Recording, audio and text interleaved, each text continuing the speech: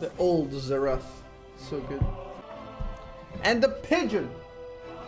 I was gonna tell you about the game that I wanted to make, but I don't have everything here. But yeah, I wanted to make a real-time strategy game in League of Legends Runeterra universe. So much of my writings are on my old phone. I didn't want to talk about it back in the day because I was always like hoping because they still haven't announced any games that are working on their real-time strategies. They're doing a turn-based RPG, they're doing a fighting game, they're doing literally everything, even MMO, but they're not doing a real-time strategy. And I wanted to work on a real-time strategy, and I wrote the entire script on my old phone. So it would feature like Demacia, Noxus, and Void. But yeah, it would be an interesting story, and you would have 3 campaigns you could play with all 3. The Void one would be unlocked after you beat the game with one of the 2, because it would be crucial to the initial story. If you get the Void, it would spoil it. But yeah, it features vel'koz as you might have predicted, and it features the narrative of vel'koz being unleashed upon the world from the Shuriman portal. But you don't know that at the start. The start was... Wait, I think I have it written down. I'm gonna try to explain you how the intro would go. I don't have it written down here, but I have like one part of it. So yeah, the opening cutscene. I even imagine all of that. So the opening cutscene would start the story of the Watchers, Lysandra, the battle on the Howling Abyss, the bridge, you know? It would be done in a similar fashion to the Arcane series that they're doing, you know? And yeah, you would get the alarm sounds, the horn, and the camera would pan out of the... And that comic book feature trailer stuff would actually truly be a comic book in the world. That would be like a kid reading a comic book. And it would pan out of that, and then you would get menacing music, people getting slaughtered in the village. Everyone is dying, and you know, panic ensues, and then you hear a little bit of hint of the Void sounds, but that's a spoiler for later on. But it gives you a bit of a hint, you know. And that would put you to the main menu. And then the first level, like if you start with Demacia, that was a Demacian village, it would start off with exploration, what happened. And the initial thought would be that Noxus has invaded. That would be a Noxus invasion on the Demacian villages. And eventually you would figure out through multiple levels that was Void. And by the end, like a similar thing would happen with Noxus, but it would work slightly differently. I had a different storyline. But yeah, people start noticing different things, corrupted beings, like from the Void, eventually. And yeah, the game would work with it would have RTS elements. The game would be an RTS with a little bit of RPG elements in there. So you could find specific relics or items in the game, but at the start of the mission you would choose one of your champions to play with. Okay, so for Demacia, for every faction you would have 3 to 5 champs. For Demacia, you would start off the game with you could choose Lux, Garen, or whatever, something else. But those are the kind of the ones I imagine so far. And yeah, you would explore. You would explore that. You would have side quests. You would have items. Every faction would have around 5 units and a big unit, a special one. The whole idea was that, like, this all ties up at the very end. At first they think they're fighting each other, but at the end they reach the Howling Abyss bridge, and there's a decision to be made whether they work together to save the Runeterra, because vel'koz was essentially running through the land with the Void beings, disintegrating everything and then learning stuff. So he essentially, like, the first attack in the village would have been an attack on the archive. Which is like, why would Noxus do that? It's pointless, you know. But a otherworldly being came in there to siphon all the data. He would just slaughter everyone, and then you would pick up these clues eventually and figure out what his plan is. And it was going to the Howling Abyss, where the Watchers have been imprisoned, and vel'koz's whole idea would be to learn as much as he can to release at the end, to release the Watchers. So that would be his storyline, and you would consider him as pure evil. And yeah, by the end you would do a lot of missions, and by the end you would have to stop him.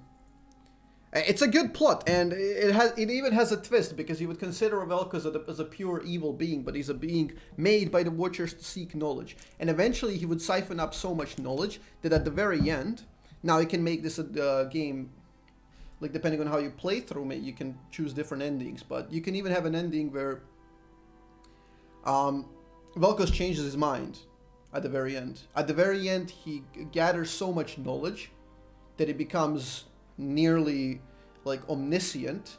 He figures out that the Watchers created him, and if he releases Watchers, he's a mere puppet. He loses all the value, and so far he's the strongest being in the universe because he has the most knowledge.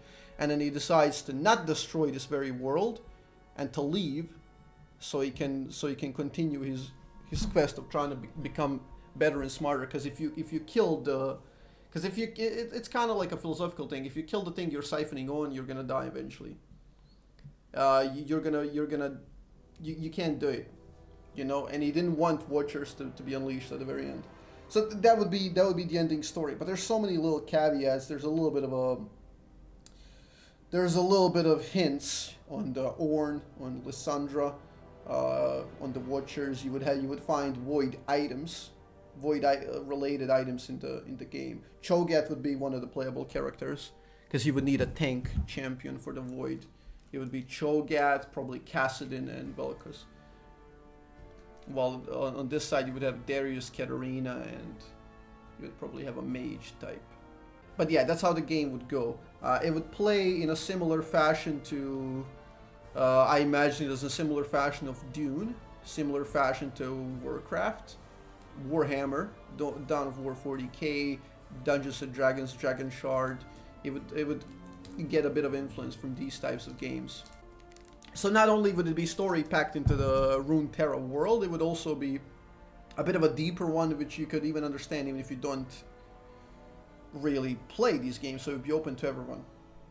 And yeah, on the other hand, Darius and the Noxus, if you choose the Noxus line, at the very end of the first level you would fight a beast, because they were hunting big game. They were trying to kill big beasts just to be better and stronger, you know, than the Noxus line, instead of these guys trying to save their village. So that would be their first level. And at the very end, they would encounter a being corrupted with void that's much stronger than usual, so they would be curious and they wanted to explore more. So both of their paths would lead to the same point where they figure out who's the real culprit, and they would all go towards the Freljord. And there they would finish their final encounter. But yeah, I think it's quite a cool thing that, like, there's a little bits of pieces, like from the Attack on Archive, from the kid, and the story explained. Because vel'koz, like, essentially the initial cutscene is the story of the Watchers, Lissandra Howling Abyss, because vel'koz came into the world not knowing who he is, what he is, and he just started destroying everything, so he would figure it out. And he gets to the archive, and he later on in the first mission, he would find the kid dead with a comic book. And that would be basically like vel'koz, he absorbed the story, because that's an ancient story, a myth in Runeterra that was put into comic book. And then the vel'koz would siphon the knowledge from the kid, so he would know that is his purpose. So then he would go beeline to Freljord. He would find his purpose. And while he was going there, he would learn more and more and become stronger. So yeah, it would play in a way, every faction would have a special unit. And special unit would be built, it would only be buildable if you control a specific point on the map. So you would have to contest that point, and you could play the game 1v1, skirmishes, 2v2, whatever. No, vel'koz would be playable. It'll be playable like a champion. See, you would have units and champions. It would play similar like Warcraft, like Dawn of War. Here's the pitch that I sent them with a reasoning as well. Well, let me read you this. Fans of League of Legends are a perfect target audience, and the majority of them are fans of RTS RPG games, obviously. Because before the rise of MOBA, there was Warcraft, StarCraft, and then from that came Dota. And it would be very interesting if League of Legends and Riot Games did it in reverse. They went from MOBA and created the RTS backwards, reverse engineered. And because the initial players who play MOBAs were the players from RTS games, so there's a huge gap in the market for an RTS game to be published, and no one does that. And yeah, ever since DUNE, WARCRAFT and Dawn of War and all that there has been many like revolutionary RTS games. League of Legends itself is evolving and stepping away from tactical chessboard game into a brawler with champions who are getting more and more complex abilities. So yeah, that's alienating a lot of the older audience, which are left with a hole of what game to play. So that's where the RTS League of Legends would step in.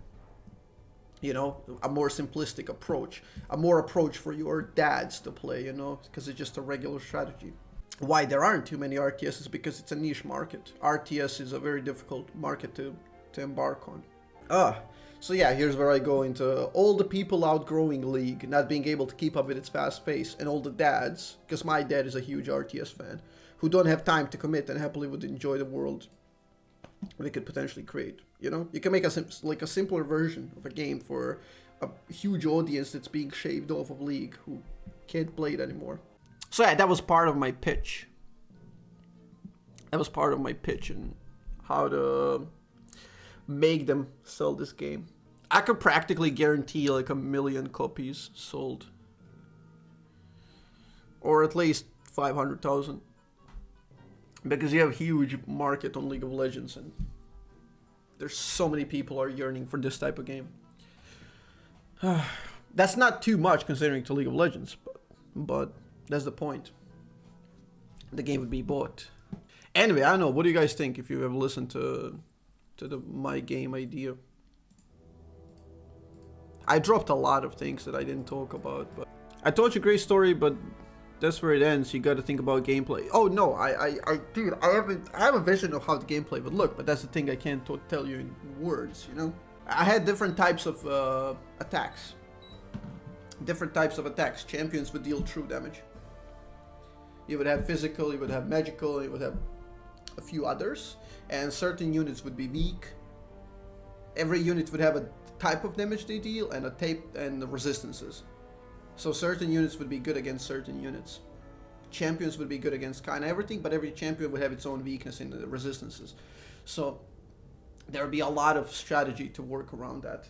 The cities would be the cities would be closed off areas where you build your barracks and stuff. You have your casual upgrades and all that, and you can create towers so you can focus more on defense. There are points outside of the map to capture. The resources I didn't figure out yet. There would be gold for sure. I don't know, but there probably needs to be a secondary resource. But yeah, I can definitely imagine the game. Like, you would have side quests that are inspired by League lore, you know? Like, you could find artifacts. You can find like Gnar boomerang by doing a little quest for Gnar, so he can help you out. You can avoid it, but you can do it during the mission if you want, because then that would reward you with something. Yeah, I think the idea is great. I've been possessed by it for a while now, and I fleshed it out very nicely. I named all the units in my notebook. I named all the units. I had ideas and all that, how it would work. To create the biggest unit, you would have to, similarly to Dawn of War, Warhammer 40k, you would have to capture the relic that usually sits around halfway point of the map, and whichever, because that would push you to snowball the game. You would have to contest it. You couldn't just play defense, because defense would be very powerful, but a big unit would be really good at destroying the defense. So there would be this interplay of taking control of the map while like building yourself. So if you were to take this midpoint relic, this point, you would enable yourself to build the strongest unit. And then when you build the strongest unit, you can go to siege the base easier. I don't even know, like, you need to know someone in Riot. They made Riot Forge, which is cool. You can send your submissions. The thing is, here's what happened. So when I wrote down over 5,000 characters in a short version. Okay, on my phone I have way more, because I was just dropping the ideas. And I have fleshed out quite a lot of ideas. Obviously, a lot of them would change during the formation of the game, but I found a studio that's willing to do it and more than capable of doing it. Okay, I literally found a studio. I contacted them, and they wanted to do it. So I presented them the studio and I presented them the game and everything. So I sent them on the Riot Forge. There's a Riot Forge thing where you will upload your pitch. And I tried to send it and it didn't work. For a lot of times it didn't work. And I talked to Riot support, I talked to people, I sent messages. And I figured out that they had like a text area check. And I figured out probably it's basic text area check about 2,000. So it turns out I was correct. Only 2,000 characters can be written down. So in 2,000 characters I couldn't do a full pitch. So I sent them literally every possible way they can contact me and a basic storyline, you know, storyboard. And I sent them that in 2,000 characters. And just contact me. I'm so passionate. I really want to explain you everything. And I never got any response. And I sent it like 2 or 3 times. So I never got a response, sadly. It's a very weird way to pitch. You know, like 2,000 characters, you can't do anything, you know? Can't explore any ideas. I had a full pitch ready on like why the game would be profitable in the first place, like from the business perspective. And on the secondary, like why we should make it, because it's gonna be a good fucking game, you know? But hey, I don't know, I never talked about it. It feels nice to talk about it. That idea was in my head for such a long time. So I'm glad I talked about it, and maybe I can make a video out of it if you guys missed it, and maybe you can give me some opinions on this. And yeah, if you know any Rioters on personal base, you can send them this, and I'm curious about your opinions, because I love video game design. I'm super passionate, and hey, whatever, that was cool. I'm glad I talked about it, honestly.